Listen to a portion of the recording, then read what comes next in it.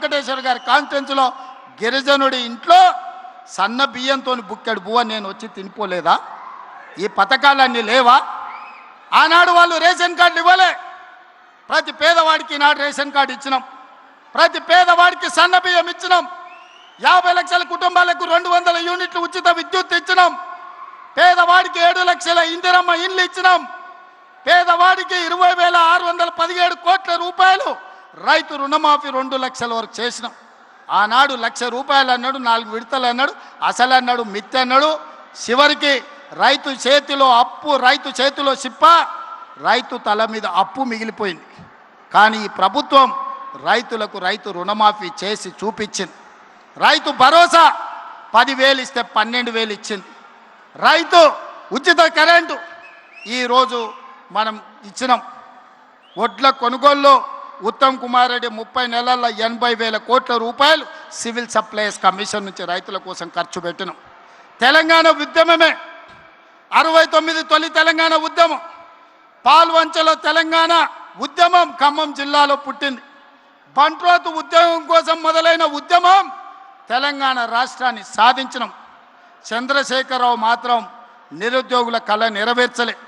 ఈనాడు మొదటి సంవత్సరంలో 67,717 ప్రభుత్వ ఉద్యోగ ఖాళీలు భర్తీలు చేసి ఇంజనీర్లను, డాక్టర్లను, నర్సులను, పోలీసులను వివిధ శాఖల్లో ప్రభుత్వ ఉద్యోగాలు మనం భర్తీ చేసినాం. ఇట్లా చెప్పుకుంటూ వెళ్తే రైతు రుణమాఫీ కావచ్చు, రైతు భరోసా కావచ్చు, రైతు బీమా కావచ్చు, రైతు బోనస్ కావచ్చు, నిరుద్యోగ ఉద్యోగ నియామకాలు కావచ్చు, ఆడబిడ్డలకు 60,000 కోట్ల రూపాయల బ్యాంకు లింకేజ్ కావచ్చు, బతుకమ్మ పేరు మీద ఆడబిడ్డల చీరలలో కూడా కమిషన్లు కొడితే గాడిదలారా ఈడనే తగిలబెట్టిరు. మీరు ఇచ్చిన చీరలు పిట్టలను బెదిరించనిక పొలాలకు కట్టిరా అన్నాడు. కానీ ఇవాళ గాడ మా అక్క కనిపిస్తుంది పాలపిట్ట రంగు, కెమెరాకి అక్కడ తిప్పుర్రా.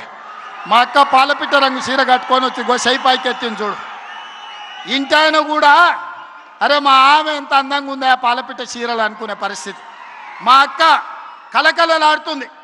ఈ తమ్ముడు పండుగ పూట పెట్టిన చీర సారె కింద మా అక్కలు కట్టుకొని ఇవాళ నన్ను ఆశీర్వదించడానికి వచ్చారు.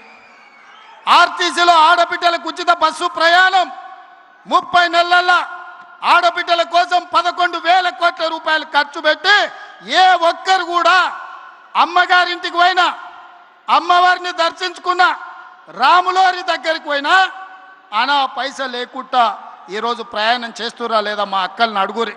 అక్క కెమెరా మీద కనిపించటోళ్ళు చెప్పురి, బస్సులు ఎవరన్నా రూపాయి అడిగినరా? 2 రోజుల్లోనే ముఖ్యమంత్రి అయినప్పుడు చెప్పిన మీరు బస్సు ఎక్కుండ్రి, కావాల్సిన దగ్గర దిగుండ్రి, ఎవడన్నా మీరు కిరాయి అడిగితే మీ తమ్ముని ఫోటో చూపించుండ్రి, మా తమ్ముడు పట్నం వాళ్ళు ఉన్నాడు బస్ కిరాయి తెచ్చుకోపో అని. 30 నెలల్లో ఎప్పుడన్నా అడిగినరా అక్క? ఇది 1000 మెగావాట్ల ఉచిత విద్యుత్ యజమానులను చేసినాం. 1000 బస్సులకు ఉచిత ప్రయాణం కాదు, 1000 బస్సులకు మా ఆడబిడ్డలను యజమానులను చేసినాం. పెట్రోల్ బంకులు పెట్టించినాం. శిల్పారామం దగ్గర 1000 కోట్లతోని మా ఆడబిడ్డలకు స్థలం ఇచ్చి వాళ్ళ ఉత్పత్తులను అమ్ముకునేటట్టు చేసినాం.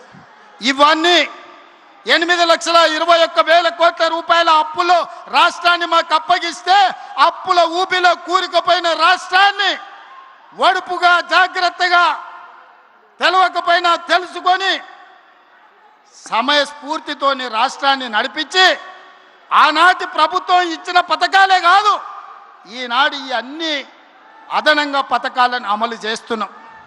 ఇన్ని చేసినందుక మేము ఓడిపోవాలని నేను అడుగుతున్నా. ఇన్ని పనులు చేసినందుక సర్వేలల్లో మీకు అనుకూలంగా ఉందా? నేను అడగదలుచుకున్నా. సన్న బియ్యం తిన్నోళ్ళు, ఇందిరమ్మ ఇల్లు వచ్చిన వాళ్ళు, ఉచిత కరెంట్ వచ్చిన వాళ్ళు, సిలిండర్ 500లకు వచ్చిన వాళ్ళు, ఆర్టీసీలో ప్రయాణం చేసిన మా ఆడబిడ్డలు, ఉద్యోగాలు వచ్చిన మా నిరుద్యోగ యువకులు ఈనాడు మాకు ఓట్లేస్తే బీఆర్ఎస్కు డిపాజిట్లు కూడా దగ్గవు, ప్రతిపక్ష హోదా కూడా రాదు. అవునా? అవునా? అవునా? 20 తారీఖు పైన నేను ఢిల్లీకి వెళ్తున్నా. మల్లికార్జున్ ఖర్గే రాహుల్ గాంధీ గారిని కలుస్తున్నా. రాహుల్ గాంధీ గారిని ప్రధానమంత్రిని చేస్తాం. 26 పార్లమెంట్లు సీట్లలో 20 సీట్లు తెలంగాణ నుంచి మేము అందిస్తామని నేను చెప్పదలుచుకున్నా. మీ అందరు ఆమోదిస్తున్నారా?